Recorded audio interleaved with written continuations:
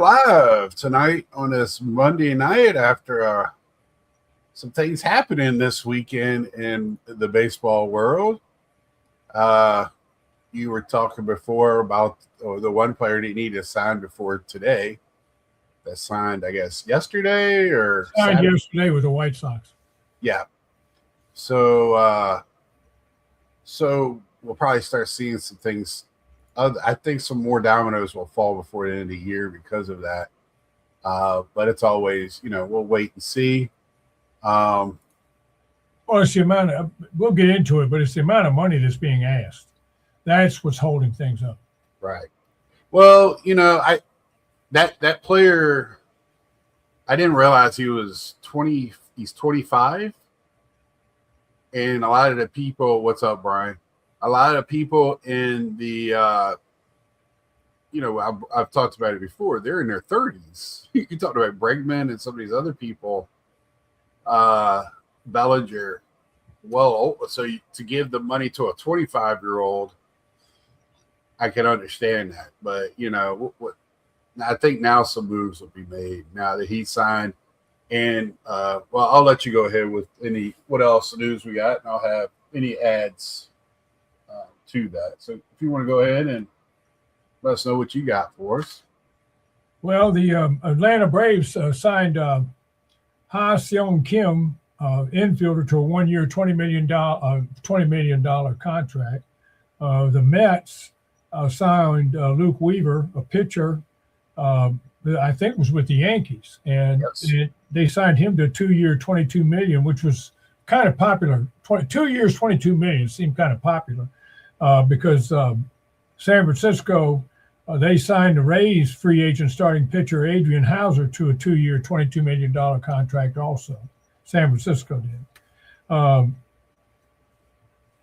Let's see. Philadelphia, they signed right-handed pitcher Brad Keller to a 2-year, $22 million contract. He pitched for the Cubs last year.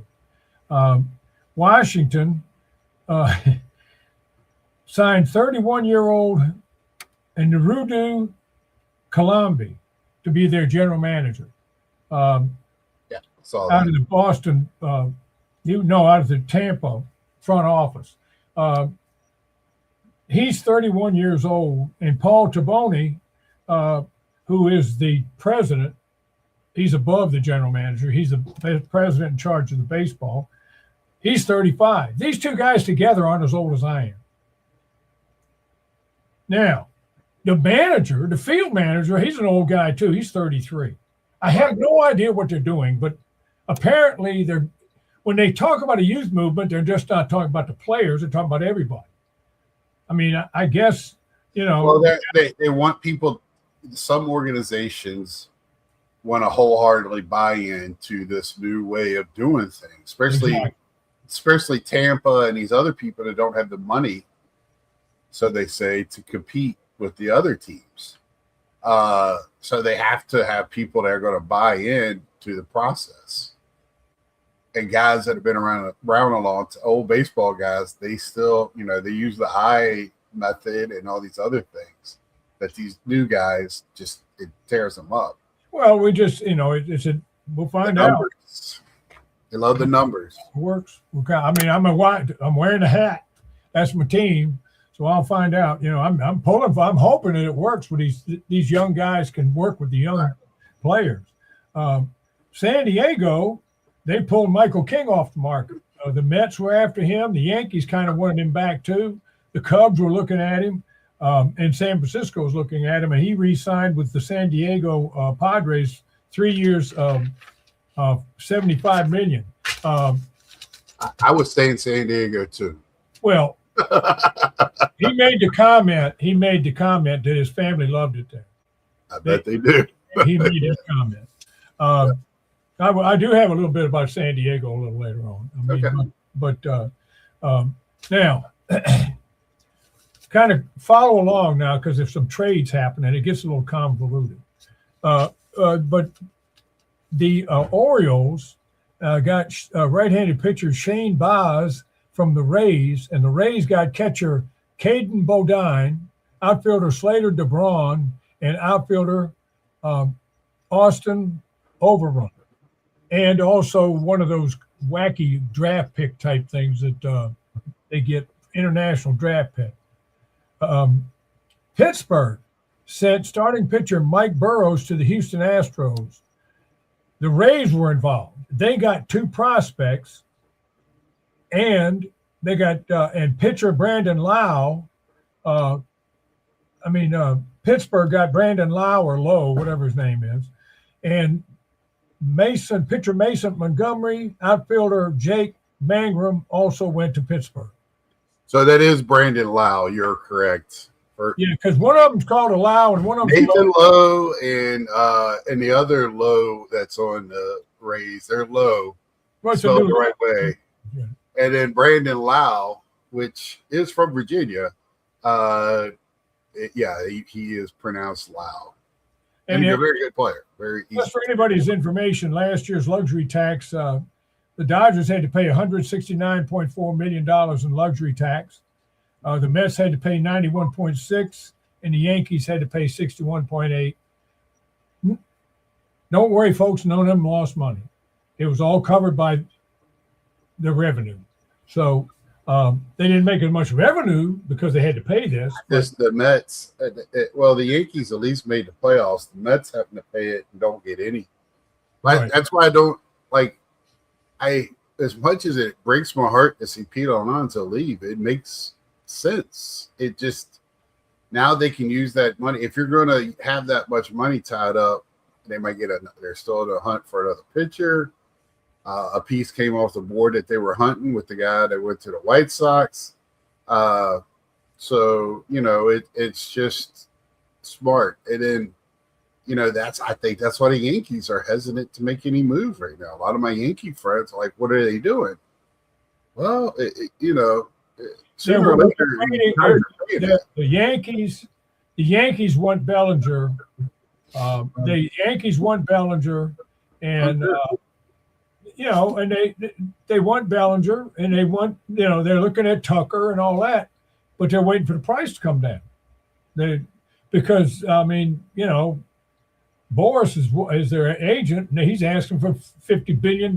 So yeah, Boris just took on Matt Vientos from the Mets too this past week. So anyway, the White Sox signed Munetaka Murakami for a 2-year, $34 million signing, and I kind of surprised me a little bit. All the things they were asking for, I never heard the White Sox mentioned. Well, and the thing is like, when everybody thought they were going to be sellers last year, they kind of weren't. And they have some ball players that are pretty good. Yeah, they had a chance to, like Luis Robert and some of these other guys, to kind of not get rid of, but take on extra pieces, some young players, and he didn't do it. And then they get this guy. They even picked up a couple of people. They picked up a catcher from Boston, the UVA guy. So they made moves last year, additions, not subtractions. Right. So, and then they picked this guy up, and it's like they know they're in a division that doesn't take much to win it. Right. They just got to be good enough. And I guess that's what they're shooting for. How you doing, Jeff? Nice to see you tonight. Jeff, not bad. Yeah, Jeff Jeff's Red Wings put it on my Caps 2 nights in a row. So anyway, congratulations to the Red Wings. I mean, I'm glad to see them have a good season because it's been a while since they had one. All right, now back to baseball.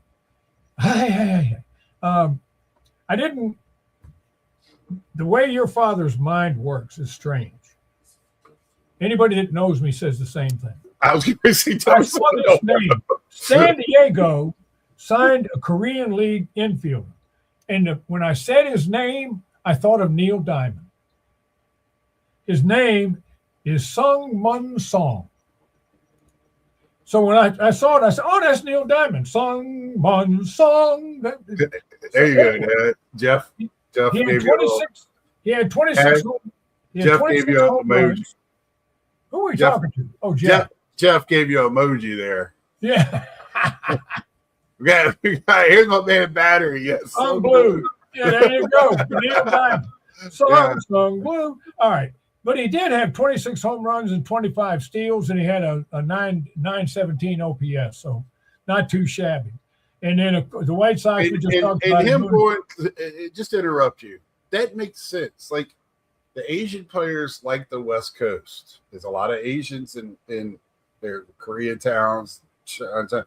There's a lot of Asians on the West Coast. They're more comfortable. It's closer to where they're from. Flights are easier to take.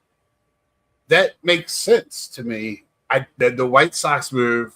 I'm gonna wait and see type of deal. I really think the White Sox thinks, hey, we only got to make 2 or 3 moves and we can jump this division. But go ahead. I'm sorry. Okay. Man. The other thing is this: Boston. They traded. They got Wilson Contreras, first baseman from the Cardinals. The Cardinals on a big rebuild. Plus, they got $9 million with him. They sent $9 million. He'll pay his salary. The Cards get right-handed pitchers. Hunter Dobbins. Oh, here comes another eye chart. Yoichar Fajardo and Blake Aida. Now, Fajardo is the number 23 prospect in the Boston chain. So they got him. Now, Philadelphia, they made inquiries for 3 center fielders. Brandon Doyle, Jake Myers, and Luis Robert Jr. And the 3 teams would not trade because Philadelphia didn't have enough quality minor league pitchers to trade. They wanted pitching. Well, they wanted young pitchers, and Philadelphia didn't have enough young pitchers on their farm system to trade, so they didn't get any of the 3.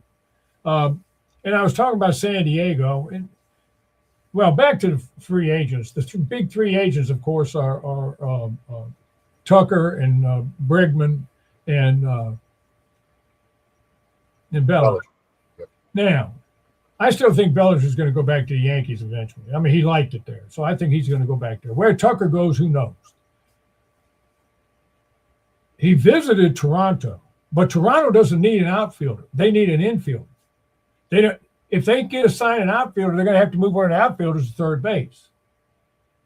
They don't want to do that. They'd rather sign either Bregman or bring Bichette back. One of those 2. Do that. That's what they want to do. If they can get either one of them, that's what they're going to do.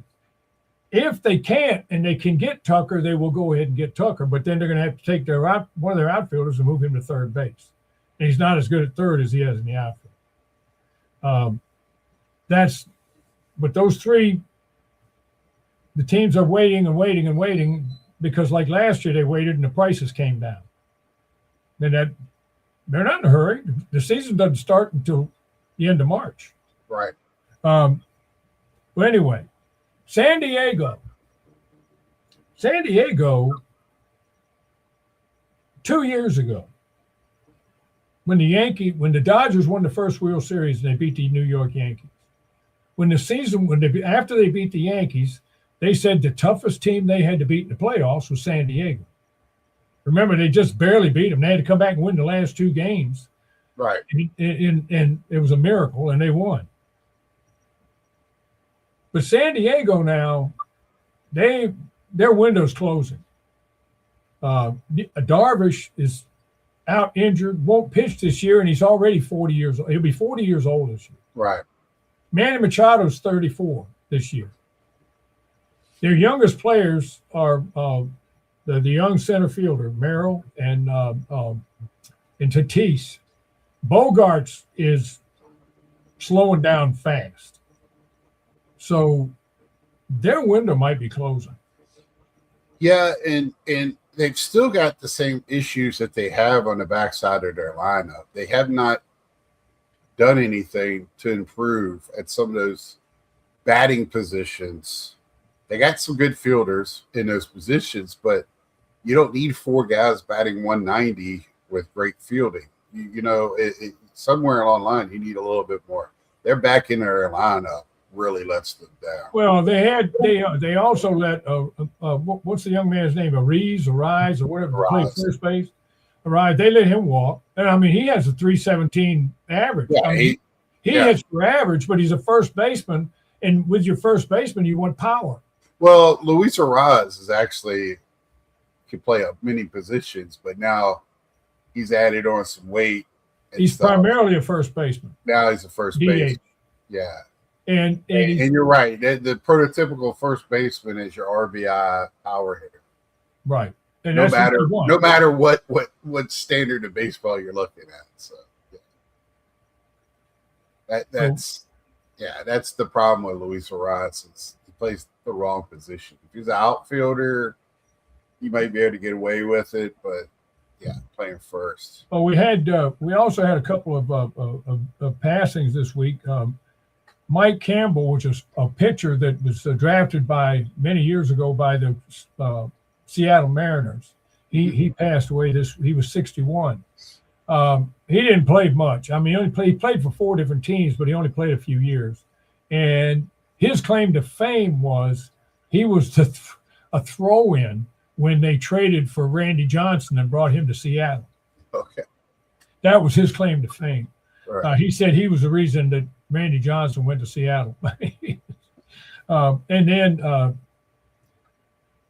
Terry Seidler, she passed. She was the owner of the Los Angeles Dodgers for many years after Walter O'Malley was her dad. And he passed, and she took over the team and ran it for many years, then sold it. And when she sold it, she bought a part ownership in the San Diego Padres. So she passed away. She was 92. Got Battery asking one of his non-serious but non-serious. Curious to hear who you think will be the best MLB team based in Atlanta next season. He's a bit huge. Of course, you see the old Indian head there.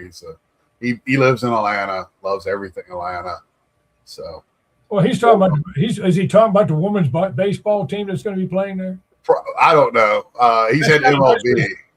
That's what he's got to be talking about. I mean, Atlanta couldn't challenge for the National League East title this year because they were hurt. Everybody was hurt. Well, I'm interested to see who's going to play first for him. I'm interested to see, is Austin Riley going to get a complete season in? Is Acuna going to get a complete season in? And their pitchers. I mean, good grief. They had so many injuries, like you said. That's what I'm saying. Everybody. But it's like the same guys over and over again. Yeah. So, it's pretty soon, you always, your famous line is, your best abilities are availability. So, Well, Atlanta's going to, if they can stay healthy, they're as good as team as in the National League. I mean, they can compete with anybody, but you've got to They got one of the best front offices in baseball. They always get good coaching, and they have a starting number one pitcher in Sale. They have an excellent catcher in that kid. They got a couple. You got Strider there too pitching. Yeah. Now you got it. Well, yeah, but see what happened to him last year when he got hurt. When he came back, he was a shell of himself. Well, we'll see. And then Olsen didn't have a very good year at hitting. He's still a quality first baseman. He didn't hit very well. Riley, when he wasn't hurt, he was striking out. So hopefully everybody has I used to be an Atlanta fan. I was a Dodger fan a long time ago. Then I was a Braves fan because I got them on TBS and I could watch them. And their number one farm team was in Richmond. So I saw a lot of players that played in Atlanta come through Richmond. In fact, you got a couple of autographs from some of them. One of them was Lemke. And so you Glenn Hubbard was my favorite, but go ahead. Yeah, Hubbard. Yeah, you had Hubbard's autograph too. It's on a little baseball. Yeah. But if you can't stay healthy, it's very difficult to compete. And I mean, you see it in the National Football League with all the quarterbacks going down and everything. You see it in every sport. And somebody asked me the other day when I walk in the mall for exercise almost every morning. And one of the guys is one of the baseball guys. I don't. Carlisle. Go ahead. One of them asked me, Why is it that so many people are getting hurt in all these sports? I said, well, let's be honest. Now, the guy's older than I am. I said, you ought to know the answer to this question. I said, but here's the deal. There were injuries back when we were coming along, but they played through them. I was going to let you answer it in a second. They weren't making $1 million an inning. Yeah. Now these guys are making all this money. The owners say, wait, he's got a hangnail. He can't pitch for 2 weeks because we can't get him more injured. Get the hangnail taken care of, and in 2 weeks he can pitch. That's the way it is. That's one. Here's the other one. I'll use the NFL as an example here. I can do baseball. I'll do baseball in a minute too. But here's the NFL. When I was coming along in the 50s, we got a TV in the spring of 54 when I was in the second grade. I started watching baseball and then the NFL and other sports. They played 12 games. They had 2 divisions. The winner of the one division played the winner of the other division. So 2 teams played 13 games. Everybody else played 12. Now everybody plays 17 games. If you make the playoffs, you're allowed to play 4 more. You're playing 20-some games a year. Your body can only take so much. Baseball. Okay, let's do baseball. Baseball was 154 games. You had the American League and the National League. The winners played in the World Series. They played 7 extra games. If they win 7 games, sometimes it didn't. So they played 154 games and 7 extra games. So you might play 161 games, 2 teams, 161 games. Everybody else played 154. Now you're playing all kinds of these series. If you're in the playoffs, plus you're playing 162. Well, that was my point. That's been my point with the Phillies. Is like I don't think anybody has played more baseball, even though they haven't made the World Series, than the Phillies have in the last 5 years, because they've gone deep. They're in the National League, pennant games, and that's probably a good reason why the Dodgers won't come back next year. Yeah, and that's another because the Dodgers are older.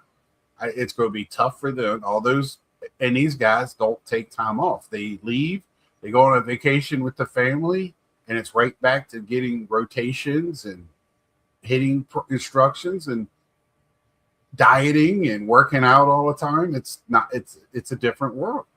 Well, so I saw an interview with Freddie Freeman, and they asked him about that, how much time he was going to take off, and he said a week. Mm-hmm. They were going on vacation for a week, and then they were coming back. Now, he said, I must be with my family, and we're going to go do other things than that, but I'm going right back into my training regimen. Yeah, it's a 9-to-5 job. It's a 9-to-5 job. I mean, they can afford professional chefs and dietitians. And he just sold his home in L.A. for about $7 million. Yeah. So, I mean, it's, not all of them can do that, but all of them go right back into working out because you have to be, good grief. Look at Starlin Marte. The man could play, running back in the NFL, and he's like 42 years old. I mean, the dude is built, and he's a free agent this year, and he's looking to play another season. So, Ricky Henderson was like that. You got guys that are just, the killer bees in Houston. The guys that longevity is key to. There are some people who can do that. Yeah. There are some people. Okay. This week, I'll be 80 years old a week from this coming Wednesday. I'll be 80 years old. On the 7th of January, I'll be 80 years old. This week, took my wife to a doctor over in Richmond, over 35 miles away, up on the other side of Richmond, about 25 miles away. During the week, I vacuumed the house and cleaned the house. I cut the grass because it needed cutting. The weed eater died, so I had to fuss with that for about 2 hours. But I got it at least to work a little bit. Then I took her to another doctor on Friday. Friday night, helped load up buses and stuff like that, and we delivered. The kids had raised money, and we delivered gifts and stuff like that to kids who weren't going to have a Christmas. With the church kids, we went out and delivered gifts. Came back, stayed out. We were out an hour and a half, 2 hours. Came back, and then That was Friday night. Then yesterday I washed clothes, did a few other little chores around the house, got both cars washed. I didn't do it by hand. I took them to the car wash, but I did vacuum. And then I went to church on Sunday morning and taught Sunday school, helped teach Sunday school, and then worked children's church. Now, not all 79-year-old people can do that, and I realize that, and I'm very thankful for that I can still do stuff like that. But that's another example. Not everybody's the same. There are a lot of 79-year-olds can't do half of that. So, I mean, I'm just fortunate. See, I tell people I don't choose to be old. I just don't choose to be that. I'm not, nope. I sleep a lot, nap a lot, but I don't choose to be old. That's why I enjoy baseball. I still enjoy it like I did 60, 70 years ago when I was a kid. Yeah, I that's one thing I've gotten from you. Well, I was raised in a sports home and a baseball home with everybody. It seems like. Well, your grandfather was a baseball fan. Your grandmother was a baseball fan. Now your great grandmother Nana, she wasn't. She didn't even know how the game was played. But that. Well, I mean, even on my other side, I had to pay to keep the Dish Network at her house and MLB Network so she could watch the Mets play for a summer. Why I paid for that so she could watch the Mets play. Yeah, Jeff, I'm sitting here at 54 kind of. I'm like, damn, I did work overtime this weekend. That's about it. So, but back just the game at different levels. It's the same game, same principles. But with all the money and everything, you're right. They just don't play through injuries, and they shouldn't. They shouldn't play. They get it fixed and get it right. But they used to play through that because they didn't make that much money. And if you got benched because you were hurt, and somebody else got your job, Lou Gehrig, and then you didn't get your job back. Old Peppertone. That works out. Yeah, that's what happened to Peppertone. So, that's and it's funny because kind of Mantle came along. He hurts his knee. He doesn't want to sit out and get right because he wants to play. He don't want to lose his spot. He played with the injury and his knee was never right again. Believe me, I got to hear that with all the Mantle fans all the damn time. But anyway, well, he and Sandy Koufax had the same problem too. They both had arthritis pretty bad. And Sandy Koufax in his left arm and Mantle in his knee. Yeah, but I'm happy that things happened this week. And we knew that one guy was going to sign before today. We just didn't know where. Yeah, we just didn't know where. And man, I don't think neither one. It's been two surprise signings this year. Pete Alonso with Baltimore and this fellow with the White Sox. Yeah, and I didn't expect either one of them. I love it. And I love the unexpected. It keeps you – it makes makes me feel better that these guys that have articles and write these headlines every day talking about this, that, and the other, they know about as much as we do. So, we can speculate too as well as anybody.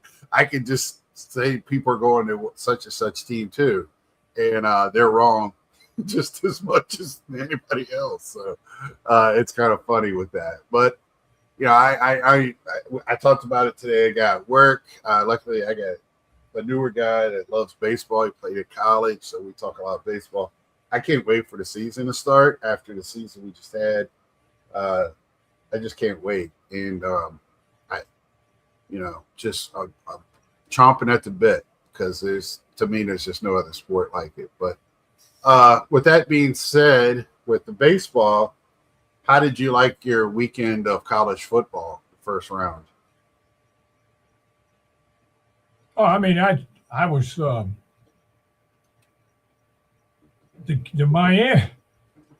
Miami Texas A&M game. The wind won. Right. The wind won the game because the wind kept both teams from playing. I mean, they couldn't pass, they couldn't kick. It was a study in ineptitude. Right. I mean, I was glad Miami won, but I mean, I'm an ACC guy, so I mean, I was kind of glad to. I wait for Carlisle. Yeah. And then I was shocked. Alabama got down 17-0 and came back and won. I was shocked. That surprised me. Of course, I didn't see the end of it because I went to bed. I mean, but that's because I can't stay up as late as I used to. That's one thing I can't do. But anyway, in the games, the two routes, they were, Oregon, and that was expected. Yeah, See here again. I don't know why the powers that be, I can't believe I'm smarter than so many of these people that run these, got all these college diplomas and everything and run these. The guy who runs the NCAA is a moron. Whoever he is, I don't even know his name, but he's an idiot. Here's what you do, Pete. You don't put those five, what is it, call them the G5 teams or whatever they are. They put Tulane and poured Madison in there against two powerhouses. I disagree. They got to play to be in that position. I also sat there and watched the playoffs. I watched the Group 3 playoff. Kennesaw Mountains Tech or something was playing somebody else, Ferris State. And Ferris State won the second year in a row, they won the championship. Then they went up to the Group 3 level, the Group 2 level. Well, then why do you put the Group of 5? They call them the Group 5. Those different teams. Why don't you have them have their own championship? Well, I said that if you're not going to let them participate, even if they get blown off the field, because I feel like these teams are not going to get recognized or better if they don't get invited to the party. Well, all they have to do is have their own. They have their own championship. But James Madison was in the FCB. They moved up for a reason. JMU. Well, they got the reason handed to them. They play, but you got to get better. You have to get better. So they played North Dakota State 4 years in a row for the championship. The NCAA wants North Dakota State to move up, but they won't do it. They don't want to do it. So but I mean, they need to have to let them play. That you have to invite them to the dance. You can't be a cool kid if you don't get invited. That's just the way it is. So, but JMU now has a feather in their cap saying, look, we got to play in the tournament when they're going to recruit. They might even have players there on the sideline. I know Oregon did because the best player in North Carolina is going to Oregon, and he was at the game this past weekend. Because I think their high school's in some tournament for Christmas, and he's not playing basketball. He went to Oregon. Oregon told him no, and he's going because he's going there. So that's just the way it is. Let's see. I feel like Hugo would have benefited from a tune-up game against Tulane or James Madison this week rather than a bye. Worried about Russ. Yeah, that's always a worry. But I mean, well, you would do it right. Do 16 teams and no buys. Right. And I mean, but also like one of these teams one time are going to step up and snap. Nobody thought Appalachian State would have beat Michigan. Nobody would have thought, JMU's had some big wins. ODU's had some big wins this year. They, you have to let it play out. You won their bowl game against what's the matter you.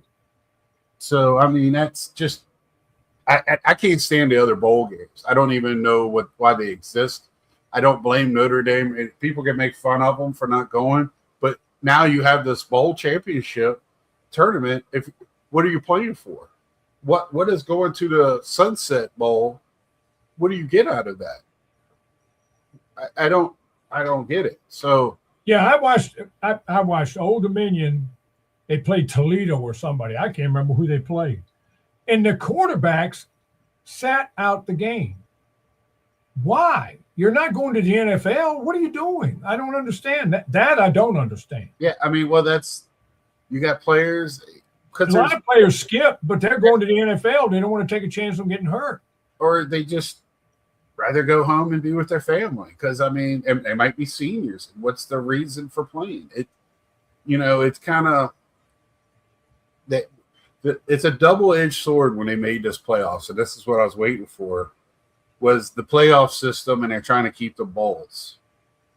They're going to have, I mean, that's fine. Let the schools have their fun or whatever, but, nobody at the end of the day. Nobody. Well, they're going to be playing now they start, the playoffs move to the bowls. Yeah, I know that, but I'm talking about, the other, like the Duke's Mayo Bowl they had down here in Charlotte, and, all these other dumb bowls that they have, Pop-Tart Bowl and that's not made up. It's a real bowl, Pop-Tart Bowl. So, it's just. Yeah, they got the Gasparilla Bowl or something like that. I figured somebody did gas. I didn't. So I just wanted I knew it because what you said last week. I kind of wanted to see. Well, I mean, when I sat down, I watched James Madison. I mean, it's a state school, and I pulled for them. But I sat there and watched it, and of course, Oregon kind of went up and down the field on them the first few, times they got the ball. And I'm sitting here going, I wonder if they could have done this against Notre Dame. I don't think so. And I changed the channel. They could have done it against Texas. But I changed the channel because to me, it's not like the basketball tournament where you got 68 teams in it.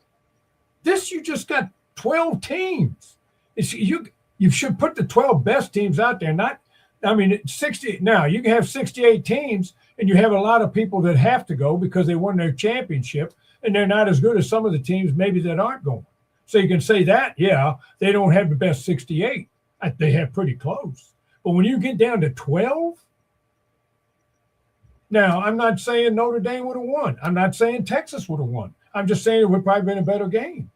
Yeah, I hate to see Notre Dame rewarded for being not in the division. So, and I agree. You know me. I had never liked Notre Dame. I just wanted to end it on that tonight. See what your thoughts were, because like I said, in this off season, we'll talk a little bit more about other stuff. We watch other sports. Yeah. So, UVA's playing at 8:00 tonight basketball. So on the ACC network. Yeah, I can't get into it. But anyway, that's it for this week. And we'll probably be, I don't see why we wouldn't be on again next Monday. I was trying to figure out when the holidays. Well, the holidays Thursday. Right. Yeah, I'm just trying to make sure what my schedule is, where I'm going to be at. So everybody have a safe and great. Well, I got a yogiism. Oh, go ahead. A yogi's like me. He's got a very poor sense of direction. So somebody was asking him directions to his racket club, and told him it's not too far. It just seems like it is. Okay. Well, again, wish everybody a happy and Merry Christmas. Merry Christmas, everybody. And holidays and whatever you're doing, be safe and please be smart out there. And, think twice before we do anything dumb and make good decisions.